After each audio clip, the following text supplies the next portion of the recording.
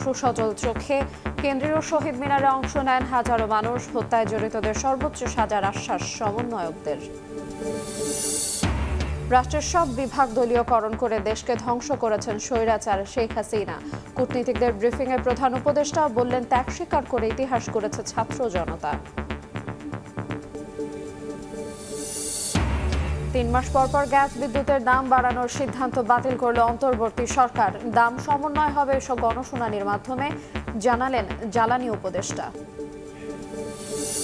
দালালের জন্য দাঁড়ানো যায় না, এর সাথে সম্পূর্ণ প্রত্যেকটা আনসার সদস্য জড়িত, কর্মরত উনিও জড়িত।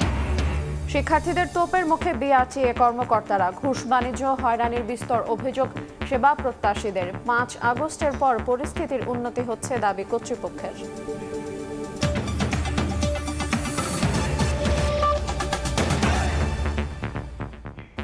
দেখছিলেন শিরোনাম, প্রবাসের সময়ের সঙ্গে আছে আইরি নায়াব। কেন্দ্রীয় শহীদ মিনারে বৈষম্য বিরোধী ছাত্র আন্দোলনে গুলিতে নিহত মোহাম্মদ রিয়াজ ও ইমনের জানাজা হয়েছে।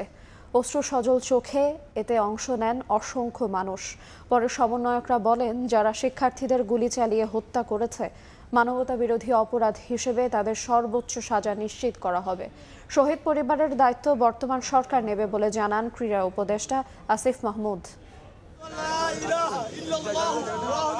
সরকার পতনের এক দফা দাবিতে কয়েকদিন আগে যেখানে উত্তাল হয়েছিল ছাত্র জনতার ঢল, সেই কেন্দ্রীয় শহীদ মিনারে আজ চিরবিদায়ের সুর। রোববার বাদ জোহর কেন্দ্রীয় শহীদ মিনারে বৈষম্য বিরোধী ছাত্র আন্দোলনে গুলিতে নিহত 2 শিক্ষার্থীর জানাজায় এভাবেই কান্নায় ভেঙে পড়েন সমন্বয়করা।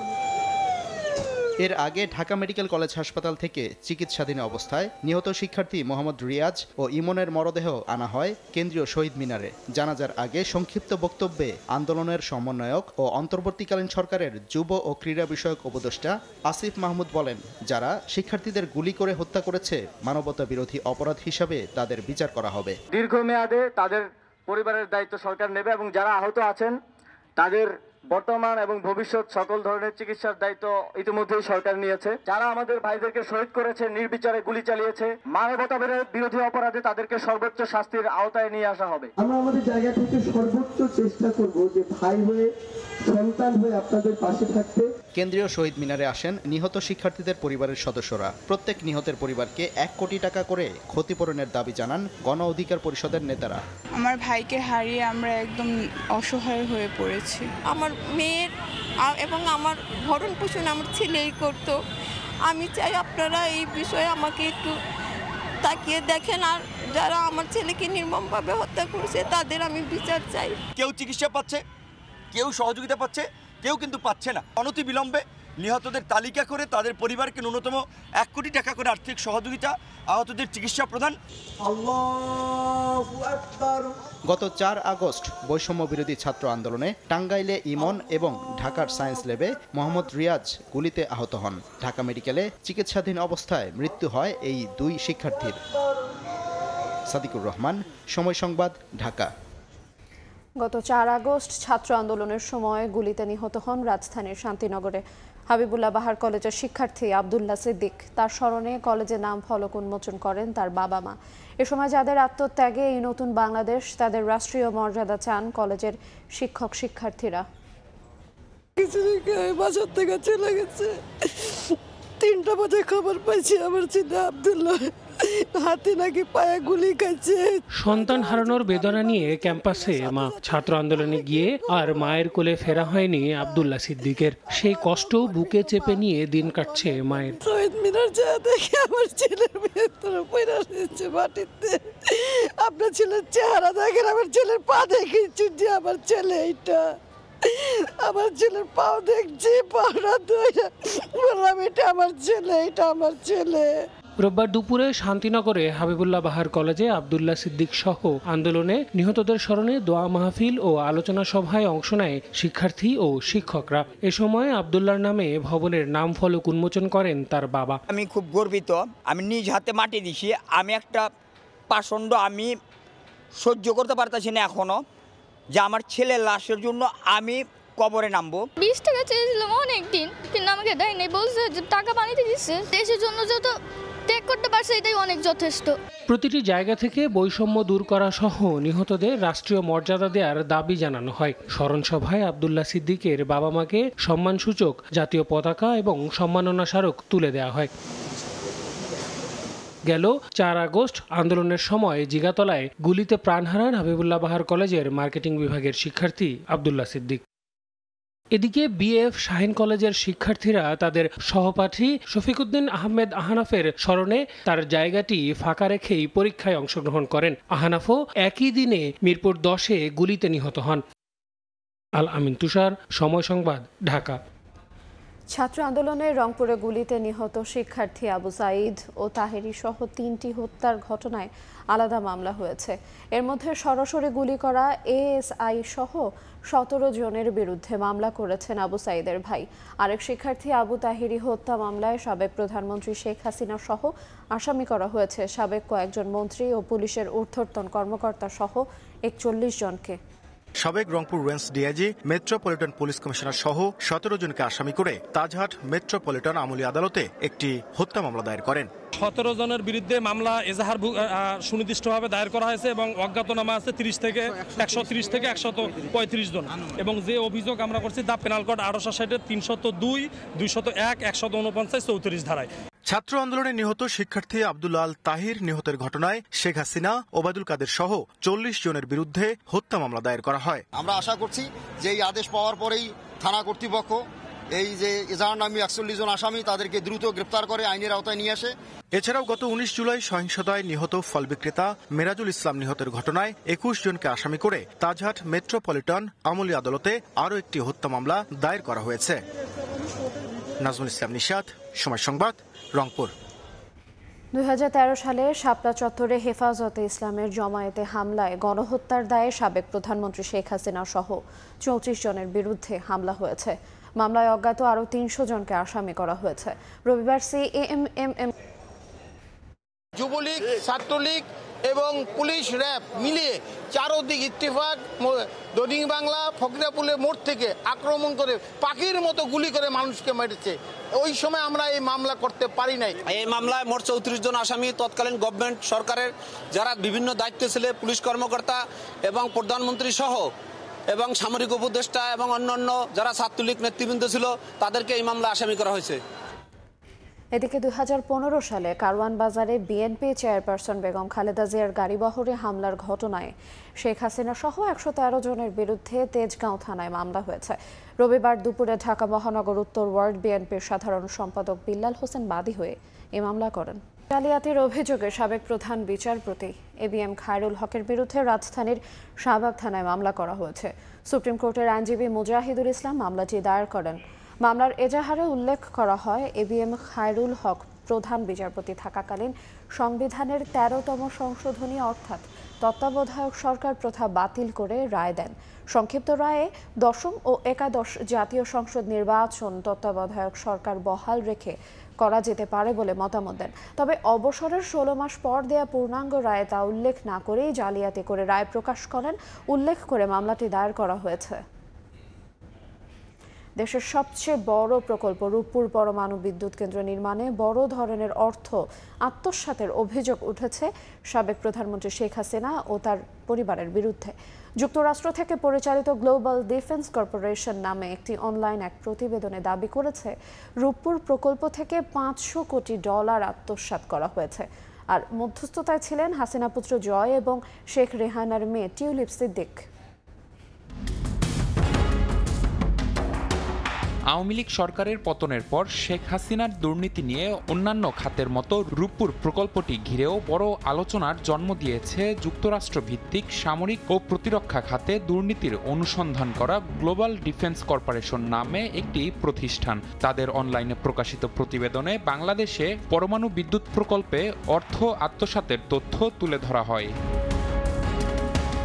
অনুসন্ধানী ওই প্রতিবেদনে বলা হয়েছে রাশিয়ার সহযোগিতায় বিদ্যুৎ কেন্দ্রটি নির্মাণে খরচ ধরা হয় $1,265 কোটি, যে ব্যয়কে অতিরঞ্জিত বলে সমালোচনা ছিল বিভিন্ন মহলের। শেখ রেহানার মেয়ে ব্রিটিশ এমপি টিউলিপ সিদ্দিক মালয়েশিয়ার একটি ব্যাংকের মাধ্যমে এই প্রকল্প থেকে $500 কোটি আত্মসাৎ করে বলে প্রতিবেদনটিতে উঠে এসেছে, যাতে দাবি করা হয় প্ল্যান্ট নির্মাণে সহায়তা করা রুশ প্রতিষ্ঠানও এর সঙ্গে জড়িত। টিউলিপ সিদ্দিকের মধ্যস্থতায় রাশিয়ার সঙ্গে রূপপুরের এই চুক্তি করেন তৎকালীন প্রধানমন্ত্রী শেখ হাসিনা। আর এ মধ্যস্থতার বিনিময়ে পাচার করাও অর্থের ভাগ যায় ভাগ্নি টিউলিপ সিদ্দিক, শেখ হাসিনার ছেলে সজীব ওয়াজেদ, ছোট বোন শেখ রেহানা ও পরিবারের কয়েকজন সদস্যের কাছে। এমনটাই উল্লেখ করা হয়েছে গ্লোবাল ডিফেন্স কর্পোরেশনের প্রতিবেদনে। নির্মাণাধীন এই প্রকল্পটির 90% অর্থায়ন হচ্ছে রাশিয়ার ঋণে, আর বাকি 10% যোগান দিচ্ছে সরকার। 1200 মেগাওয়াট করে 2টি ইউনিট থেকে এখানে উৎপাদিত হওয়ার কথা 2400 মেগাওয়াট বিদ্যুৎ, যার প্রথম ইউনিটটি চালু হওয়ার কথা চলতি বছরেই।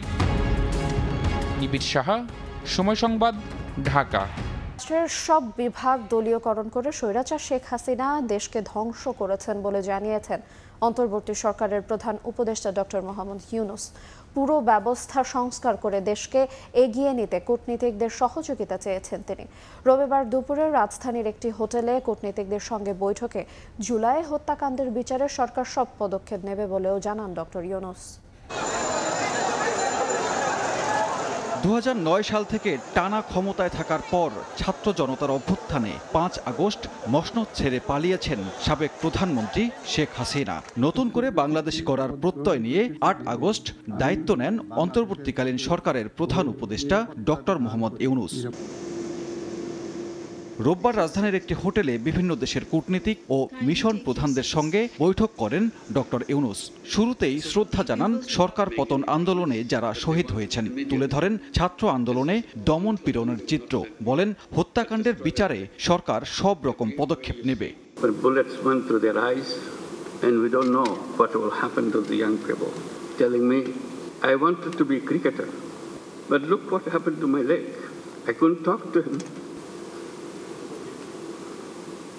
Many such young people, lovely young people. নতুন বাংলাদেশ তৈরিতে সবাইকে পাশে থাকার আহ্বান জানিয়ে সরকার প্রধান বলেন ক্ষমতা চিরস্থায়ী করতে রাষ্ট্রের সব প্রতিষ্ঠান দলীয়করণ, অনিয়ম, দুর্নীতি করে ধ্বংস করেছে শেখ হাসিনা সরকার। একটি অবাধ, সুষ্ঠু, অংশগ্রহণমূলক নির্বাচনের পরিবেশ সৃষ্টি করতে রাষ্ট্রীয় সংস্কার করা হবে। Sheikh Hasina dictatorship destroyed every institution of the country.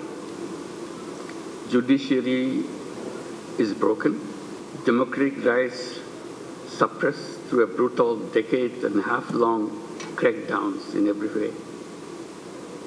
Elections were rigged blatantly. বৈঠক শেষে বিস্তারিত তুলে ধরেন প্রেস সচিব শফিকুল আলম। বলেন রোহিঙ্গাদের নিজ দেশে ফেরত পাঠাতেও সব দেশের সহযোগিতা চেয়েছেন প্রধান উপদেষ্টা ডক্টর ইউনূস। বাংলাদেশ গভর্নমেন্টের যত সাপোর্ট দরকার। সানবীর রূপল, সময় সংবাদ, ঢাকা। মাস পর পর গ্যাস বিদ্যুতের দাম বাড়ানোর সিদ্ধান্ত বাতিল করল অন্তর্বর্তী সরকার। যদি দাম বাড়াতে হয় তা বিইআরসির গণশুনানির মাধ্যমে হবে, এমনটাই জানিয়েছেন জ্বালানি উপদেষ্টা মোহাম্মদ ফাউজুল কবির খান। রবিবার বিকেলে সচিবালয়ে তিনি বলেন দেশের মানুষের প্রত্যাশা ও চাহিদাকে গুরুত্ব দিয়ে বিদ্যুৎ ও জ্বালানি খাতে কাজ করা হবে। ঘন ঘন মূল্য বৃদ্ধি, এই যে বিদ্যুতের মূল্য বৃদ্ধি, এবং ওই যে সরকার যে একটা ক্ষমতা নিচ্ছে যে বিআরসি লাগবে না, সরকার ইচ্ছে করলে নিজেরাও করতে পারবে। তো এগেইন এটা হচ্ছে আইনের বিষয়, আইন পরিবর্তনের বিষয়, এবং এটা ওই যেটা বললাম যে আমার একার বিষয় না, এটা উপদেষ্টা পরিষদের বিষয়। যদি কোনো কিছু মূল্যবৃদ্ধি আপাতত করতে হয় তাহলে ওই যে বিআরসির যে বিধান আছে সেই বিধান অনুযায়ী ওই যে স্টেক হোল্ডার্স কনসালটেশন, মানে সবার থেকে জেনে শুনে করতে হবে। বন্ধ থাকা মেট্রো রেল 7 দিনের মধ্যে চালু হবে বলে জানিয়েছেন সড়ক পরিবহন ও সেতু মন্ত্রণালয়ের উপদেষ্টা ডক্টর মোহাম্মদ ফাউজুল কবির খান। রবিবার দুপুরে সচিবালয়ের সাংবাদিকদেরকে তিনি বলেন সড়ক ও জনপথের যেসব প্রতিষ্ঠান আগুন বা ভাঙচুর করা হয়েছে সেগুলো সংস্কার করা হচ্ছে। অন্তর্বর্তীকালীন সরকারের সড়ক পরিবহন ও সেতু মন্ত্রণালয়ের উপদেষ্টা হিসেবে দায়িত্ব পাওয়ার পর রোববার প্রথম সড়ক পরিবহন ও মহাসড়ক বিভাগের কর্মকর্তাদের সঙ্গে মত বিনিময় করেন উপদেষ্টা মোহাম্মদ ফাউজুল কবির খান। এ সময় এই বিভাগের বিভিন্ন অনিয়ম ও অসঙ্গতির কথা তুলে ধরে এসব নিরসনে ব্যবস্থা নেওয়ার কথা বলেন তিনি। ব্যয় সংকোচন, কেনাকাটায় স্বচ্ছতা আনা, সড়কে শৃঙ্খলা ফেরানো সহ নানা প্রসঙ্গ উঠে আসে আলোচনায়।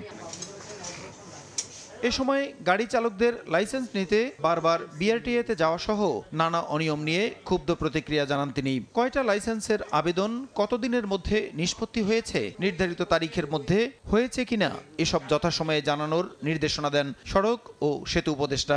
আমার ড্রাইভার একটা লাইসেন্স নিতে 7 বার ছুটি নেয়, 7 বার কেন ছুটি দিবে? কয়টা লাইসেন্সের অ্যাপ্লিকেশন পাইছেন এবং ডিসপোজাল কয়দিনের মধ্যে হচ্ছেন, আমরা সেটা দেখব। আপনি ড্রাইভিং লাইসেন্স চাইলে যে আপনি ড্রাইভিং লাইসেন্স দিবেন তা তো না, আপনি বলবেন যে না, আপনি ইউ আর নট কোয়ালিফাইড। পরিবহন খাতে চাঁদাবাজির সঙ্গে জড়িত থাকলে তাৎক্ষণিকভাবে ব্যবস্থা নেওয়ার কথা বলেন তিনি। চাঁদাবাজির কথা বলেন, এই চাঁদা তো এক জায়গায় কালেক্ট হয়, কিন্তু এটা যায় কোথায়? যদি সড়ক পরিবহনের কোনো দফতর কিংবা সড়ক পরিবহন সংক্রান্ত কোনো ব্যক্তি যদি এটার সঙ্গে জড়িত থাকে, আমাদের দেখুন আমরা তাৎক্ষণিক ব্যবস্থা নেব। অগ্নিসংযোগ বা ভাঙচুর হওয়া স্থানে সংস্কার চলছে জানিয়ে এক প্রশ্নের জবাবে বলেন, 1 সপ্তাহের মধ্যেই মেট্রো রেল চালুর চেষ্টা চলছে। লাইন টাইনগুলো একটু চেক করতে তো 2-3 দিন 4 দিন সময় লাগবে, এটা 7 দিনের মধ্যে আমরা চালু করার চেষ্টা করব। এবং আমি এবং সচিব আমরা নিজেরা যে আপনাদেরকেও আমরা আমন্ত্রণ জানাবো, আমরা এটা ইনশাআল্লাহ চালু করব। কোনোভাবেই উদ্দেশ্যমূলকভাবে কোনো রিপোর্ট না দিতে কর্মকর্তাদের সতর্ক করেন ফাউজুল কবির খান। প্রসূন আশিস, সময় সংবাদ, ঢাকা। চাকরি স্থায়ীকরণের দাবিতে রেল ভবন অবরোধ করে বিক্ষোভ করেছেন প্রকল্প ভিত্তিক নিয়োগপ্রাপ্ত 1,500 গেট কিপার। রবিবার সকালে দেশের বিভিন্ন প্রান্ত থেকে এসে তারা রেল ভবনে অবস্থান নেন। এ সময় সবার হাতে বিভিন্ন দাবি সম্বলিত ব্যানার ফেস্টুন দেখা যায়। আন্দোলনকারী অস্থায়ী গেট কিপাররা জানান, 2016 সালে 2টি প্রকল্পের সারা দেশে প্রায় 2,000 গেট কিপার নিয়োগ দেয় বাংলাদেশ রেলওয়ে। আইন অনুযায়ী 2 বছর চাকরি করলে রাজস্ব করার কথা থাকলেও তাদের বঞ্চিত করা হয়। চাকরি স্থায়ীকরণের আশ্বাস দিয়েও তা বাস্তবায়ন করা হয়নি। পরে রেল ভবনের মূল ফটক সহ সবকটি গেট তালা লাগিয়ে দেন আন্দোলনকারীরা। ভেতরে আটকা পড়েন রেল সচিব, ডিজি সহ ঊর্ধ্বতন কর্মকর্তারা। আমাদের এক দফায় এক দাবি, প্রকল্পের চাকরির রাজস্ব চাই। প্রজ্ঞাপন হয়ে যাবে বিভিন্ন জটিলতা, এই সমস্যা সেই সমস্যা দেখে এই পর্যন্ত আনছে। আমি নিজে একজন সেরা গেট কিপার, গভর্নমেন্ট আমাদেরকে পুরস্কার দিচ্ছে, তারপর রেল আমাদেরকে নিয়ে ছিন্ন ভিন্ন করতেছে।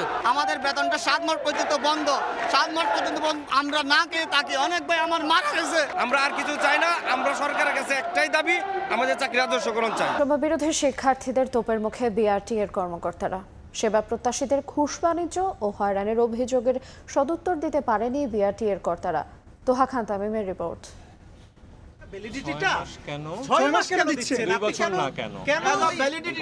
ঘুষ বাণিজ্য, বছরের পর বছর হয়রানি, বিভিন্ন অনিয়মের বিরুদ্ধে সেবা প্রত্যাশীদের প্রশ্নবাণে জর্জরিত বিআরটিএর কর্তা ব্যক্তিরা। এই যেমন ময়মনসিংহ থেকে আসা এই গাড়ি ব্যবসায়ী। 2021 সালে তার আয়ের একমাত্র সম্বল প্রাইভেট কারের ইঞ্জিন পরিবর্তনে আবেদন করলে শুধু সিল মেরে তারিখ দিয়ে পিছিয়ে দেয় কর্তৃপক্ষ। কাজ তো হয়নি, বরং এর মধ্যে কেটে গেছে প্রায় 4 বছর।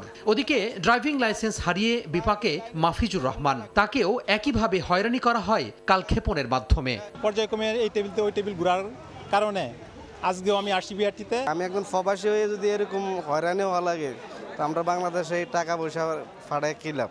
রোববার দুপুরে বৈষম্য বিরোধী শিক্ষার্থীরা মিরপুরের বিআরটিএ কার্যালয় পরিদর্শন গেলে নানা অভিযোগ নিয়ে ছুটে আসেন ভুক্তভোগীরা।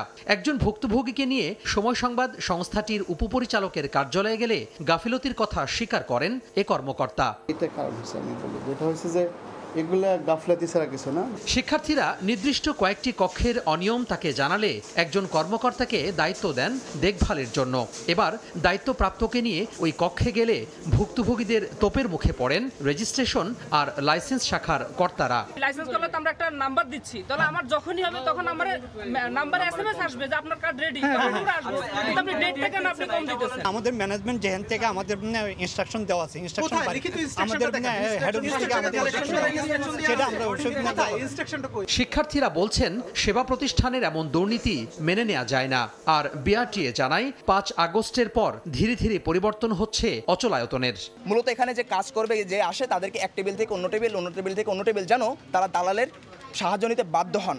লিস্টগুলো করে ফেলছি, আমার মনে হয় যে এই আগামী ৩ সপ্তাহের মধ্যে এই সমস্ত কেসগুলো সলভ হয়ে যাবে। সুষ্ঠু সেবা নিশ্চিতে সেবা প্রতিষ্ঠানগুলোতে কয়েকদিন পর পর পরিদর্শনের কথা জানায় বৈষম্য বিরোধী ছাত্র আন্দোলনের কর্মীরা। তোহা খান তামিম, সময় সংবাদ, ঢাকা। এনবিআরকে আর মতিউর তৈরির কারখানা হতে দেয়া হবে না, ছাড় পাবে না রাঘব বোয়ালরাও। দায়িত্ব নিয়ে এমন হুঁশিয়ারি দিলেন এনবিআরের নতুন চেয়ারম্যান। বললেন, রাজস্ব আদায়ের নামে ব্যবসায়ীদের হয়রানি করা হলে নেওয়া হবে কঠোর ব্যবস্থা। দেশের রাজনৈতিক পট পরিবর্তনের পর আবু হেনা মোহাম্মদ রহমাতুল মুনিমকে সরিয়ে এনবিআরের নতুন চেয়ারম্যান হিসেবে নিয়োগ দেওয়া হয় অর্থ মন্ত্রণালয়ের আর্থিক প্রতিষ্ঠান বিভাগের সচিব মোহাম্মদ আব্দুর রহমান খানকে। দায়িত্ব নেওয়ার পর রোববার নিজ দপ্তরে প্রথমবারের মতো গণমাধ্যমের মুখোমুখি হন এনবিআরের নতুন চেয়ারম্যান। এ সময় রাঘববোয়ালদের দুর্নীতির বিরুদ্ধে এনবিআরের অবস্থান কি হবে, আবারও কি মতিউর তৈরির কারখানা হবে এনবিআর, গণমাধ্যম কর্মীদের এমন প্রশ্নের মুখে পড়েন নতুন চেয়ারম্যান। জবাবে সব অনিয়মের বিরুদ্ধে সর্বোচ্চ কঠোর হওয়ার হুঁশিয়ারি দেন আব্দুর রহমান খান। তাদেরকে খুব স্ট্রং মেসেজ দেওয়া হয়েছে, যদি তারা নিজেদেরকে পরিবর্তন করতে না পারে তাহলে তারা থাকবে না। দুর্নীতি যেগুলো ধরা পড়বে খুবই কঠিন, খুবই কঠোর সিদ্ধান্ত নেব। এক প্রশ্নের জবাবে কালো টাকা সাদা করার সুযোগ দেয়াকে অগ্রহণযোগ্য বলে মন্তব্য করেন এনবিআর চেয়ারম্যান। টাকা পাচার বা কারসাজি রোধে আমদানি রপ্তানি বাণিজ্য সতর্কতার সঙ্গে নজরদারি করার নির্দেশনা দেন তিনি। বড় ছোট বলে কথা না, বড়দেরকে তো অবশ্যই আমরা আওতায় আনবো, তাদেরকে ইনভেস্টিগেশন করা হবে এবং তাদের বিরুদ্ধে যা যা নেওয়া যায় সবই করা হবে। এ সময় গরিবের ওপর করের চাপ কমিয়ে সামর্থ্যবানদের কাছ থেকে আরও কর আদায়ে জোর দেওয়ার কথা জানান আব্দুর রহমান খান। শুধু তাই নয়, তেলবাজির তোষামোদি করলে ভালো কিছু করা যাবে এই মানসিকতা থেকে এনবিআর এর কর্মকর্তা কর্মচারীদের বের হতে বললেন এনবিআর এর নতুন চেয়ারম্যান। দেখেন, আমরা যারা শুভ খান, সময় সংবাদ, ঢাকা। মাসের অচল অবস্থা কাটিয়ে স্কুল, কলেজ, বিশ্ববিদ্যালয় খুললেও পুরোদমে চালু হয়নি শিক্ষা কার্যক্রম। সহপাঠী হারানোর যন্ত্রণা নিয়ে স্কুলে আসা ছাত্রছাত্রীদের মুখে এখনও হত্যার বিচারের দাবি। আন্দোলনে অসহযোগিতার অভিযোগে কোথাও কোথাও শিক্ষকদের পদত্যাগ দাবি চলছে বিক্ষোভ। সব মিলিয়ে পাঠদানের পরিবেশ স্বাভাবিক হতে আরও কিছুদিন লাগবে বলে মনে করছেন শিক্ষকরা। পাঠাগার বন্ধ ছিল মাঝে 1 মাস, তবে বাড়িতে অলস বসে নয়, বুলেটের মুখোমুখি হয়ে রাস্তায় থেকে উপহার দিয়েছে নতুন এক দেশ। হারাতে হয়েছে সহপাঠীকে। ঢাকা রেসিডেন্সিয়াল মডেল কলেজের শিক্ষার্থীদের মধ্যে ক্লাসে ফেরার আনন্দ ফিকে হয়ে যাচ্ছিল শহীদ ফারহান ফাইয়াজকে হারানোর স্মৃতির কাছে। ফারহান ফাইয়াজ ভাই নামে একজন মারা গেছে, আমরা ওই ভাইয়ের মৃত্যুর জন্য বিচার চাই। প্রায় 1 মাস হয়ে গেছে, এরপরও আমরা তার শোকটা আমরা ওইভাবে কাটিয়ে উঠতে পারছি না।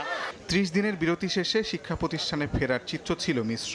নতুন শুরুর প্রত্যাশায় কিছু শিক্ষা প্রতিষ্ঠানে ছিল শিক্ষার্থীর ঢল। এখনো নার্ভাস লাগতেছে, নিউ লাইফ কেমন যাবে। উদ্দীপনা, নতুন ড্রেস এবং নতুন কলেজের আসার প্রত্যয় নিয়ে আসার আগ্রহ নিয়ে তাদের উপস্থিতির সংখ্যা আমরা 100% ধরে নিচ্ছি। আবার কিছু শিক্ষা প্রতিষ্ঠানে এখনো জ্বলছে প্রতিবাদের আগুন। আন্দোলনে যোগ দেয় উদয়ন উচ্চ মাধ্যমিক বিদ্যালয়ের শিক্ষার্থীদের নানা হুমকি ধামকি দেয় অধ্যক্ষ সহ 3 শিক্ষক, যাদের পদত্যাগের দাবিতে এখনো ক্লাসে ফিরছেন না শিক্ষার্থীরা। উক্ত 3 জন শিক্ষকদের পদত্যাগ পত্র আমরা যতদিন না হাতে পাচ্ছি, আমরা উদয়নকে সচল ঘোষণা করতে পারছি না। যেখান থেকে আন্দোলনের সূত্রপাত, সেই ঢাকা বিশ্ববিদ্যালয় এখন ক্লান্ত। সরকারি ঘোষণা আসলেও একাডেমিক কার্যক্রম শুরু হয়নি বিশ্ববিদ্যালয়ে। দলীয় রাজনীতি যেটা আছে, লেজুর ভিত্তিক রাজনীতি, এইটা আমরা নির্মূল চাই। তো আমরা রাজনীতিমুক্ত ক্যাম্পাস চাচ্ছি, এখানে শিক্ষক ছাত্র কারোই থাকা উচিত না। স্বৈরাচারের গুলিতে বন্ধু-বান্ধব, সহপাঠী হারানোর শোক এখনো বইছে বেশিরভাগ শিক্ষা প্রতিষ্ঠানে। ফলে শিক্ষার পরিবেশ স্বাভাবিক হতে কয়েক সপ্তাহ সময় লাগবে বলে মনে করছেন শিক্ষার্থীরা। তাজওয়ার মাহমিদ, সময় সংবাদ, ঢাকা। এদিকে রাজধানীর বাইরের শিক্ষা প্রতিষ্ঠানগুলোতে উপস্থিতি ছিল চোখে পড়ার মতো। তবে উপাচার্য সহ শীর্ষ কর্মকর্তারা পদত্যাগ করায় এখনও চালু হয়নি চট্টগ্রাম ও ময়মনসিংহ কৃষি বিশ্ববিদ্যালয়। আবারও মুখরিত চিরচেনা ক্যাম্পাস। শিক্ষক শিক্ষার্থীদের পদচারণায় প্রাণ ফিরে পেল শিক্ষা প্রতিষ্ঠানগুলো। কোটা সংস্কার আন্দোলনকে ঘিরে গত 1 মাস বন্ধ ছিল দেশের বিশ্ববিদ্যালয়, কলেজ সহ সব শিক্ষা প্রতিষ্ঠান। এতে স্থবিরতা নেমে আসে শিক্ষাঙ্গনে। তবে ছাত্র জনতার গণ আন্দোলনের মুখে শেখ হাসিনা সরকারের পতনের পর ক্রমেই স্বাভাবিক হচ্ছে দেশ। এর ধারাবাহিকতায় রোববার থেকে খুলল দেশের বেশিরভাগ শিক্ষা প্রতিষ্ঠান। বিশ্ববিদ্যালয়গুলোতে স্বাভাবিকভাবে ক্লাস ও পরীক্ষার সূচি দেওয়া হচ্ছে। খুলে দেওয়া হয়েছে আবাসিক হলগুলো। তবে রাজশাহী বিশ্ববিদ্যালয়ে সীমিত পর্যায়ে চালু হয়েছে শিক্ষা কার্যক্রম। খুলনা বিশ্ববিদ্যালয়ে বিভিন্ন বর্ষের শিক্ষার্থীরা টার্ম রেজিস্ট্রেশন করতে পারছেন। ক্লাস শুরু হবে আগামী 25 আগস্ট থেকে। আমরা অনেক এক্সাইটেড এবার একদম ফার্স্ট ইয়ারের মতো যে আমরা নতুন করে ক্লাসে ফিরতে পারতেছি। আমাদের সব ফ্রেন্ডদের সাথে দেখা হচ্ছে। আশা করছি যে আমাদের এতদিনে যে ঘাটতিগুলো হয়েছে এগুলো পূরণ করা সম্ভব হবে। স্যাররা আমাদের যথাযথ সহযোগিতা করবে। কিছু সংস্কারও প্রয়োজন আমাদের, সে সকল সংস্কার আশা করি আমাদের প্রশাসন করবে। আমাদের অন্তর্বর্তীকালীন সরকারের কাছে অনুরোধ জানাবো দ্রুত একটা কার্যকর প্রশাসনের ব্যবস্থা করে আমাদের ক্লাস পরীক্ষাগুলো যেন দ্রুত সময়ের মধ্যে চালু করা যায়। ছেলেমেয়েরা সব হলেও সবাই চলে আসছে আশা করা যায়, এবং আমাদের পরবর্তী পরীক্ষাও মোটামুটি রুটিন হয়ে গেছে। ভাইস চ্যান্সেলর লেভেলের যারা তাদের দায়িত্ব নেন শুভ পরের দিন সিদ্ধান্ত দিয়ে দেবে। এই সপ্তাহের শেষ অথবা আগামী সপ্তাহে শুরু থেকে তো অবশ্যই একটা স্বাভাবিক কার্যক্রম শুরু হয়ে যাবে। তবে এখনও খুলেনি চট্টগ্রাম ও ময়মনসিংহের কৃষি বিশ্ববিদ্যালয় সহ আরও কয়েকটি উচ্চশিক্ষা প্রতিষ্ঠান। উপাচার্য, রেজিস্ট্রার, প্রক্টর সহ শীর্ষ পদধারী প্রায় সবাই পদত্যাগ করায় প্রশাসনিক অচলাবস্থায় এর কারণ বলছেন সংশ্লিষ্টরা। আমরা আশা করি খুব তাড়াতাড়ি ভাইস নিয়োগ হবে। উনারা যত প্রক্রিয়া দেবে, বাকি যে অ্যাডভাইজার, প্রক্টর, ফাউস্টার সব নিয়োগ দেবেন এবং ভার্সিটি খুব তাড়াতাড়ি চালু হবে। এদিকে অনেকটাই স্বাভাবিকভাবে চলছে মেডিকেল কলেজ, স্কুল, মাদ্রাসা সহ অন্যান্য শিক্ষা প্রতিষ্ঠানগুলো। আবাসিক হল খুলে দেওয়ার পাশাপাশি ক্লাসও চলছে। শিক্ষার সুষ্ঠু পরিবেশ বজায় রাখতে অন্তর্বর্তীকালীন সরকারের কাছে আহ্বান জানান শিক্ষক শিক্ষার্থীরা। আমাদের অনেক ভালো লাগে, কেন আমাদের সবাদের সঙ্গে দেখা হয় এবং আমরা নতুন নতুন জিনিস সম্পর্কে জানতে পারি। অনেকদিন পর স্কুলে এসেছি, স্কুল আসার পর বন্ধুদের সাথে মিলেমিশে করেছি, পড়ার টেবিল আবার পড়তেছি। কোটা সংস্কার আন্দোলনকে ঘিরে সারা দেশে তুমুল আন্দোলন শুরু হলে পরিস্থিতি নিয়ন্ত্রণে আনতে গত 17 জুলাই সব শিক্ষা প্রতিষ্ঠান বন্ধ করে দেয় তৎকালীন সরকার। তৌফিক মাহমুদ, সময় সংবাদ। সাগররুনি হত্যা মামলার প্রহসন বন্ধে মন্ত্রণালয় কাজ করবে বলে জানিয়েছেন তথ্য সম্প্রচার উপদেষ্টা নাহিদ ইসলাম। রবিবার সকালে সচিবালয়ের সাংবাদিকদেরকে তিনি বলেন, নিবর্তনমূলক আইন পুনর্বিবেচনা সহ স্বাধীন গণমাধ্যম কমিশন গঠনের চিন্তা চলছে। দায়িত্বের ভার বাড়ার পর রোববার সপ্তাহের প্রথম কর্মদিবসে প্রথমবারের মতো তথ্য ও সম্প্রচার মন্ত্রণালয়ে উপদেষ্টা নাহিদ ইসলাম কর্মকর্তাদের সঙ্গে মতবিনিময় আর গণমাধ্যমের মুখোমুখি হওয়ার শুরুতে সাম্প্রতিক গণ আন্দোলনে নিহতদের স্মরণে নীরবতা পালন করা হয়। এতদিন ধরে স্বাধীন গণমাধ্যমের অন্তরায় হিসেবে আলোচনায় ছিল যেসব আইন ও ধারা তথ্য ও সম্প্রচার মন্ত্রণালয়ের নতুন উপদেষ্টার কথাই উঠে আসে সেসব বিষয়। জানান, দলাদলি বাদ দিয়ে গণমাধ্যমের নিরপেক্ষতা নিশ্চিত, নিবর্তনমূলক আইনের সংস্কার, স্বাধীন গণমাধ্যম কমিশন গঠনে উদ্যোগী হবে নতুন সরকার। আমরা যদি গণতন্ত্র চাই, আমাদেরকে গণমাধ্যমের স্বাধীনতা, মানুষের বাক স্বাধীনতা নিশ্চিত করতে হবে। প্রতিষ্ঠানগুলোকে সম্পূর্ণ নিরপেক্ষভাবে আমাদেরকে দাঁড়া করাতে হবে। আমরা যে আমাদের বাংলাদেশের গণমাধ্যমের পরিস্থিতি দেখি যে এক ধরনের আওয়ামী লীগ বিএনপির মতো গণমাধ্যমে হচ্ছে এই ধরনের দুইটা ভাগ থাকে। তো এই বিষয়গুলোও গণমাধ্যম কর্মী বা সাংবাদিকরা বিবেচনা করবেন, যাতে আমরা এই ধরনের রাজনৈতিক বা দলীয়করণ যাতে সাংবাদিকদের ভিতরে না দেখি, আমরা যাতে একটা নিরপেক্ষ জায়গায় জনগণের পক্ষে কথা বলতে পারি। এছাড়া আলোচিত সাগররুনি হত্যাকাণ্ডের বিচার নিশ্চিতে নতুন সরকারের অবস্থানও তুলে ধরেন তথ্য ও সম্প্রচার উপদেষ্টা। আমরা জানি এই হত্যাকাণ্ডের বিচার নিয়ে কি পরিমাণ প্রহসন করা হয়েছে, যে বারবার তার প্রতিবেদনগুলা পিছানো হয়েছে। তো এই সাগররুনি হত্যাকাণ্ড সহ এই ধরনের যে হত্যাকাণ্ডগুলো হয়েছে, সাংবাদিকদের উপর নিপীড়ন হয়েছে, এই বিষয়গুলোর তদন্ত করতে হবে এবং সরকারের জায়গা থেকে যা ভূমিকা বা মন্ত্রণালয়ের জায়গা থেকে সেই ভূমিকাগুলো আমরা অবশ্যই পালন করব। একই সঙ্গে গণ আন্দোলনে হত্যাকাণ্ড তদন্তে গণমাধ্যমের সহযোগিতা চান উপদেষ্টা। ফারুক ভিয়া, রবিন, সময় সংবাদ, ঢাকা। অবশেষে 10 মিনিট স্কুলে বিনিয়োগ বাতিলের সিদ্ধান্ত থেকে সরে এলো স্টার্ট আপ বাংলাদেশ। তবে শিক্ষামূলক আরেক প্রতিষ্ঠান শিক্ষতে বিনিয়োগের বিষয়ে স্টার্ট আপ বাংলাদেশের বোর্ড সভায় চূড়ান্ত সিদ্ধান্ত নেওয়া হবে বলে জানানো হয়েছে। রবিবার দুপুরে স্টার্ট আপ বাংলাদেশ সময় সংবাদকে জানিয়েছে 10 মিনিট স্কুলে বিনিয়োগ অব্যাহত থাকবে। এর আগে বৈষম্য বিরোধী জেরে গত 16 জুলাই 10 মিনিট স্কুলে 5 কোটি টাকার বিনিয়োগ প্রস্তাব বাতিলের সিদ্ধান্ত নেয় স্টার্ট আপ বাংলাদেশ। তবে ওই দিনে সচিবালয়ের সাংবাদিকদের সঙ্গে মতবিনিময় সভায় 10 মিনিট স্কুলে বিনিয়োগ থেকে সরে আসার কথা জানালেও ঠিক কী কারণে এমন সিদ্ধান্ত নেওয়া হয়েছে তা পরিষ্কার করেনি সাবেক ডাক টেলিযোগাযোগ ও তথ্য প্রযুক্তি প্রতিমন্ত্রী জুনায়েদ আহমেদ পলক। 6 বছর পর দেশে ফিরলেন প্রবীণ সাংবাদিক শফিক রেহমান। দুপুরে বাংলাদেশ বিমানের একটি ফ্লাইটে যুক্তরাজ্য থেকে হযরত শাহজালাল আন্তর্জাতিক বিমানবন্দরে অবতরণ করেন তিনি। এ সময় তার সঙ্গে ছিলেন স্ত্রী তালিয়া রহমান ও বিএনপি নেতা মিজানুর রহমান ভূঁইয়া মিল্টন। বিমানবন্দরে তাদের ফুলেল শুভেচ্ছা জানান সাংবাদিক নেতা এবং বিএনপি ও অঙ্গ সংগঠনের নেতাকর্মীরা। আওয়ামী লীগ সরকারের আমলে মামলা ও হয়রানির মুখে 2018 সালে দেশ ছাড়েন শফিক রেহমান। ঢাকায় নেমে আবেগ আপ্লুত প্রবীণ এই সাংবাদিক সবাইকে বিজয়ের শুভেচ্ছা জানান। আন্দোলনে ক্ষতিগ্রস্তদের পুনর্বাসনের তাগিদ দেন তিনি। সংযুক্ত আরব আমিরাতে বিক্ষোভ করা সাজাপ্রাপ্ত 57 বাংলাদেশের মুক্তির দাবিতে দাঁড়ে দাঁড়ে ঘুরছেন স্বজনেরা। অন্তর্বর্তী সরকারের প্রধান উপদেষ্টার হস্তক্ষেপ চেয়েছেন তারা। আইনজীবীরা বলছেন কূটনৈতিক প্রচেষ্টা ছাড়া তাদের ফেরানো অসম্ভব। রায়ের বিরুদ্ধে আপিল করতেও দরকার অন্তত 57 লাখ টাকা। বাবার ছবি ধরে অঝরে কাঁদছে শিশুটি। তার বাবা কোটা সংস্কার আন্দোলনে সংহতি জানিয়ে বিক্ষোভ করার পর দুবাইতে এখন জেলে। বাচ্চারা প্রতিদিন ওনার বাবাকে খুঁজে কান্না করে, প্রতিদিন আমার স্বামীকে ওনারা কোথায় নিয়ে রাখছেন। মেয়ে জামাইয়ের জন্য হাউমাউ করে কাঁদলেন শ্বশুরও। মৃত্যুর সাথে বাচ্চা লড়তেছে। আমি আজকে 1 মাস আমার ফ্যামিলিতে মরার মতো, কেউ কোথায় কি অবস্থা আছে আমি জানি। খুব ভালো মানুষ উনি, সারা বিশ্বে উনাকে চিনে। আমি ওনার কাছে সাহায্য করি, ক্ষমা চাচ্ছি। উনার একটা টেলিফোনে আমাদের এই বাংলাদেশে ইনশাল্লাহ আল্লাহর রহমতে আমরা ওই ছেলেমেয়েকে আবার ফিরে পাবো। আইনজীবীরা বলছেন শুধু দুবাইয়ের 57 জনই নয়, মধ্যপ্রাচ্যের কয়েকটি দেশে আটকে আছে অনেক বাংলাদেশি। এজন্য দরকার কূটনৈতিক প্রচেষ্টা। দুবাই যিনি consul general BM Jamal Hossain, উনি কিন্তু সবচেয়ে দায়ী ব্যক্তি, যিনি এই 57 ব্যক্তির কনভিকশনের জন্য দায়ী। কোনো ধরনের লিগ্যাল সাপোর্ট দেন নাই। এই বিষয়টা ডিপ্লোম্যাটিক ওয়েতে আমাদের সমাধান ছাড়া অন্য কোনো উপায় নেই। যদিও এরই মধ্যে সাজাপ্রাপ্ত 57 বাংলাদেশিকে মুক্ত করতে একজন আইনজীবী নিয়োগ দিয়েছে অন্তর্বর্তীকালীন সরকার। রায়ের বিরুদ্ধে আপিল করতে হলে দরকার অন্তত 57 লাখ টাকা। আফজার হোসেন, সময় সংবাদ, ঢাকা। থেকে বেড়েছে রেমিটেন্স প্রবাহ।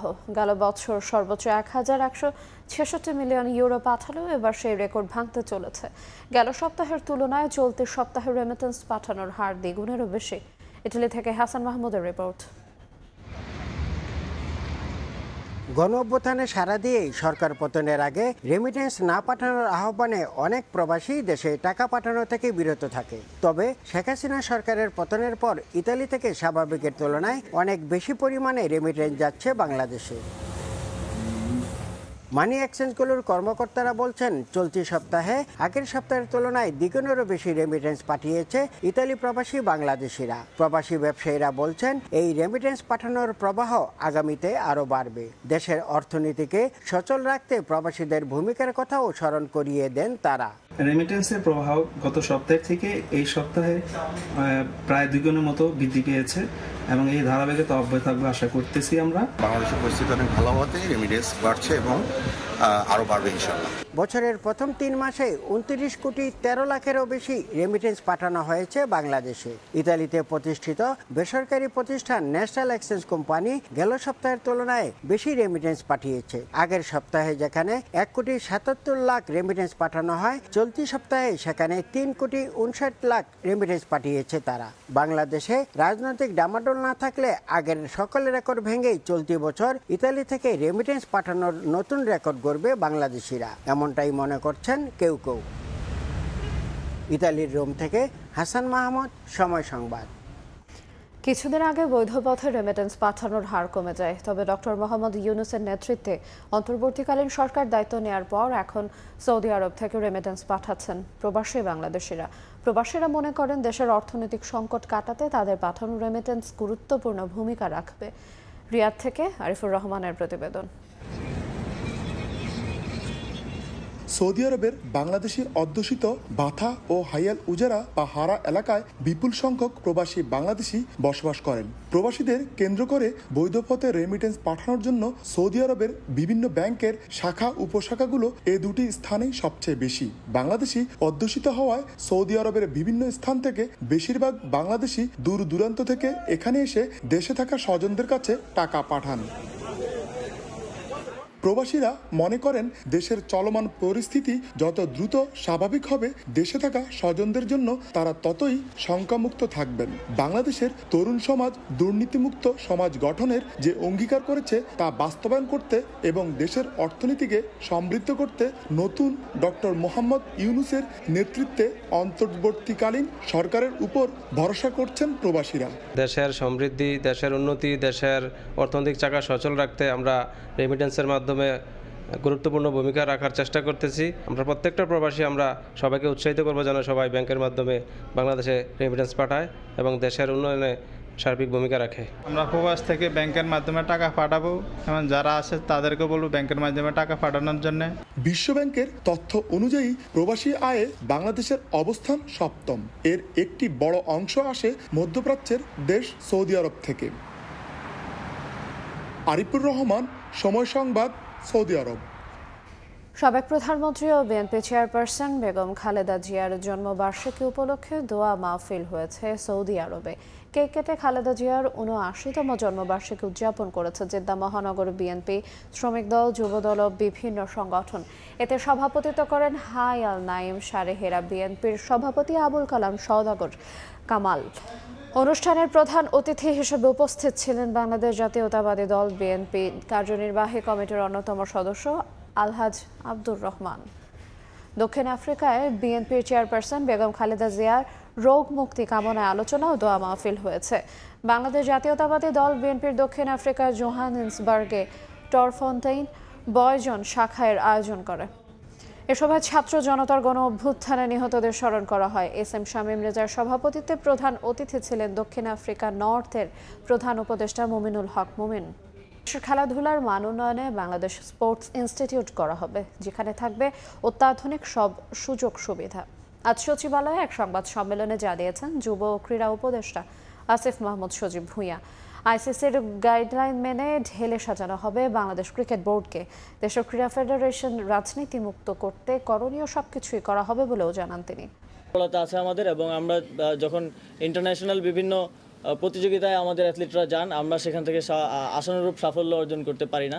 সেই জায়গাটাকে অ্যাড্রেস করার জন্য এই ইনস্টিটিউট দ্রুত সময়ের মধ্যে কাজ শুরু করার জন্য আমরা দেখব যে আমাদের যে এক্সিস্টিং ইনফ্রাস্ট্রাকচার আছে তার মধ্যে যদি করা সম্ভব হয় আমরা সেটাই প্রেফার করব। মানসম্পন্ন ক্রীড়াবিদ গড়ে তোলার সঙ্গে দুর্নীতির বিরুদ্ধে নিজের জিরো টলারেন্সের কথাও মনে করিয়ে দেন যুব ও ক্রীড়া উপদেষ্টা। প্রতিটি ফেডারেশনে হবে শুদ্ধি অভিযান, ক্রীড়াঙ্গনেও একনায়কতন্ত্রের অবসান চান আসিফ মাহমুদ। ক্রীড়াক্ষেত্রে যে অন্যায়, অনিয়ম এবং দুর্নীতির অভিযোগগুলো আছে এই বিষয়গুলোতে আমরা তদন্ত করব এবং যারা দায়ী তাদের বিরুদ্ধে ব্যবস্থা নেওয়া হবে। ভবিষ্যতে যাতে এরকম কোনো ঘটনা না ঘটে সেজন্য যেই গঠনতন্ত্র আছে আমাদের প্রত্যেকটি ফেডারেশনের, সেই গঠনতন্ত্রগুলো যাতে ডেমোক্রেটিক হয় এবং সেখানেও যাতে একনায়কতন্ত্র চর্চা করার সুযোগ না থাকে, সেভাবে সেগুলোকেও পুনর্গঠন করার আমাদের পরিকল্পনা আছে। স্পোর্টসকে রাজনৈতিক প্রভাবমুক্ত করার একটা এজেন্ডা আমাদের আছে এবং সেজন্য আমরা একটা সার্চ কমিটি গঠন করে দিব। দেশের ক্রিকেটে এই মুহূর্তে বড় ইস্যু নারী টি-20 বিশ্বকাপ ও বিসিবি সভাপতি নাজমুল হাসান পাপনের পদত্যাগ। আইসিসির সঙ্গে বিসিবির আলোচনা চলায় এখনও বিশ্বকাপ আয়োজনে আশাবাদী যুব ও ক্রীড়া উপদেষ্টা। পাপনের বিষয়েও সিদ্ধান্ত আসবে দ্রুতই। বিসিবির ডিরেক্টর এবং সভাপতির পদত্যাগের বিষয়টি আমি মিডিয়াতে দেখেছি, কিন্তু অফিসিয়ালি আমি এ বিষয়ে কোনো নিশ্চয়তা কিংবা বক্তব্য পাইনি। এই বিষয়ে আমরা আলোচনা করছি বিভিন্ন স্টেক হোল্ডারদের সাথে, ক্রিকেট সংগঠক, সাবেক ক্রিকেটার, এ বিষয়ে একটি ভালো সমাধানে পৌঁছানোর জন্য, এবং খুব দ্রুত সময়ের মধ্যে আপনারা সুসংবাদ পাবেন, আশা করি আপনাদেরকে জানাতে পারবো। যারা আমাদের মেহমান হয়ে আসবেন তাদের নিরাপত্তা নিশ্চিত করাটাও আমাদের দায়িত্ব। তো এই সব কিছু বিবেচনায় এটা তো শুধুমাত্র স্পোর্টস মিনিস্ট্রির মধ্যে আর নেই, এটা স্টেট ম্যাটার। তো ডক্টর মোহাম্মদ ইউনূস স্যার আছেন, আরও আমাদের স্বরাষ্ট্র উপদেষ্টা নতুন নিযুক্ত হয়েছেন। তো সবার সাথে আলোচনার ভিত্তিতে এই বিষয়ে আমরা একটা সিদ্ধান্ত নিব। আইসিসির সাথে আমাদের কমিউনিকেশন চলমান আছে, প্রক্রিয়াধীন আছে, দ্রুতই আপনাদেরকে এই বিষয়ে একটা সিদ্ধান্ত আমরা জানাতে পারবো। সাজিদ মুস্তাহিদ, সময় সংবাদ, ঢাকা। আবারও ফিফার জরিমানার মুখে পড়ল বাংলাদেশ ফুটবল ফেডারেশন। বিশ্বকাপ বাছাই অস্ট্রেলিয়ার বিপক্ষে হোম ম্যাচে মাঠে দর্শক প্রবেশ করায় বাফুফেকে 15,000 সুইস ফ্রাঙ্ক জরিমানা করেছে বিশ্ব ফুটবলের নিয়ন্ত্রক সংস্থা। বাংলাদেশি মুদ্রায় যা প্রায় 20 লাখ টাকা। গত 6 জুন কিংস অ্যারেনায় ম্যাচ চলাকালীন মাঠে ঢুকে যায় এক দর্শক। পরে সেই দর্শককে মাঠ থেকে সরিয়ে নেয় নিরাপত্তা কর্মীরা, যা ভালোভাবে নেয়নি ফিফার ডিসিপ্লিনারি কমিটি। ম্যাচ কমিশনারের রিপোর্টের ভিত্তিতে এই সিদ্ধান্ত নিয়েছে ফিফা। জরিমানার বিষয়টি নিশ্চিত করেছেন বাফুফের সাধারণ সম্পাদক ইমরান হোসেন তুষার। আগামী মাসের মধ্যেই তা পরিশোধ করতে হবে বাফুফেকে। এর আগেও ফিফার জরিমানার মুখে পড়তে হয়েছে ফুটবল ফেডারেশনকে। গত অক্টোবর ও নভেম্বরে বিশ্বকাপ বাছাইয়ে 3 ম্যাচে শৃঙ্খলা ভঙ্গ করে বাফুফে। তখন 30,205 সুইস ফ্রাঙ্ক জরিমানা করেছিল ফিফা, যা বাংলাদেশি মুদ্রায় প্রায় 39 লাখ। তাজা অস্ত্র সজল চোখে কেন্দ্রীয় শহীদ মিনারে অংশ নেন হাজারো মানুষ। হত্যায় জড়িতদের সর্বোচ্চ সাজার আশ্বাস সমন্বয়কদের। এবং 3 মাস পর পর গ্যাস বিদ্যুতের দাম বাড়ানোর সিদ্ধান্ত বাতিল করল অন্তর্বর্তী সরকার। দাম সমন্বয় হবে গণশুনানির মাধ্যমে, জানালেন জ্বালানি উপদেষ্টা।